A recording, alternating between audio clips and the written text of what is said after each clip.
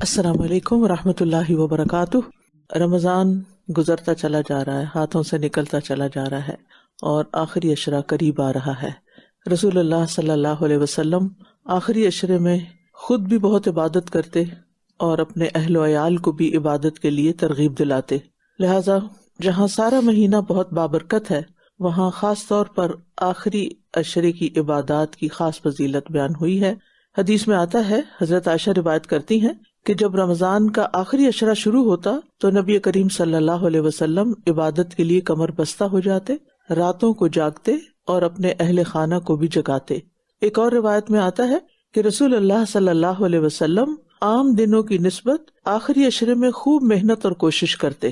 تو اس سے کیا پتہ چلتا ہے کہ ہمارا رمضان سے پہلے کا وقت، رمضان کے شروع ہونے کے بعد دونوں میں فرق ہونا چاہیے، یعنی رمضان میں عبادات بڑھ جانی چاہیے، اور رمضان میں جو عبادات بڑھ جاتی ہیں پھر ان میں خاص طور پر آخری عشرے میں جب داخل ہوں تو مزید بڑھ جانی چاہیے۔ یعنی یہ ہم سب خود فرق رکھیں کہ میں رمضان سے پہلے کیا کرتی تھی، رمضان شروع ہونے کے بعد میں نے کیا کرنا شروع کیا، اور اب آخری عشرے کے لیے میری کیا تیاری ہے، اس میں میں نے مزید اپنی عبادت میں کیا اضافہ کرنا ہے۔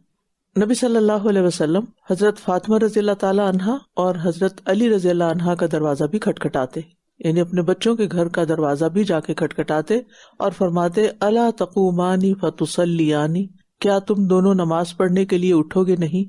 یعنی خود جاگنے کے ساتھ ساتھ بچوں کو بھی جگائیں، بچوں کو بھی تلقین کریں۔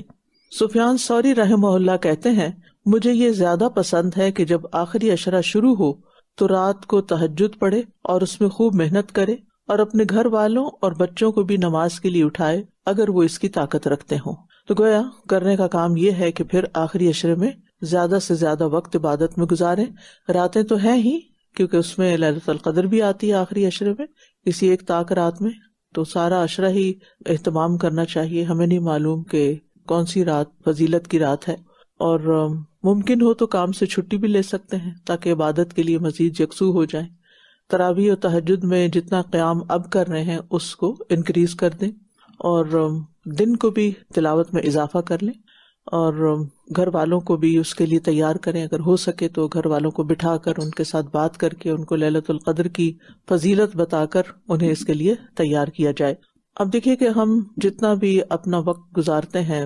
مختلف کاموں میں، اس میں بہت سارا حصہ ایسے کاموں پر بھی مشتمل ہوتا ہے جو واقعی ضرورت نہیں ہوتے، یعنی جو ٹائم ویسٹرز کہہ لیں، یعنی آپ ان کا کفارہ کسی طرح ہو نہیں سکتا جو ہم نے ضائع کر دیا ہے۔ ہاں، اگر ہمیں لیلۃ القدر مل جاتی ہے تو اسے ایک رات کی عبادت